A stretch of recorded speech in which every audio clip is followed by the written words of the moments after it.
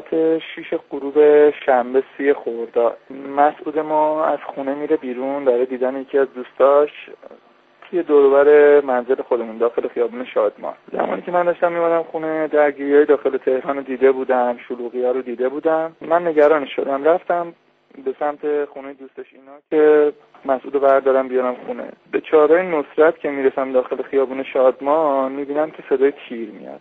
من دیدم که یه سری تیر خوردم. یه مقدار که پایین‌تر رفتم به سمتشون و اینا، به درمونگاهی ما بین اون چهارراه که اتفاق افتاد و چهارراهی که من بودم بود، داشتم این زخمی‌ها و مجروحا رو می‌بردم به سمت اون درمونگاه. زمانی که من جلوی اون درمونگاه میرسم، از روی ساعت تو دست مسعود و از انگشتری که تو دستش بود، لباسی که پوشیده بود، داشتن می‌بردنش. من از اون موقع می‌بینم که مسعود این ما بوده که این اتفاق واسش افتاده.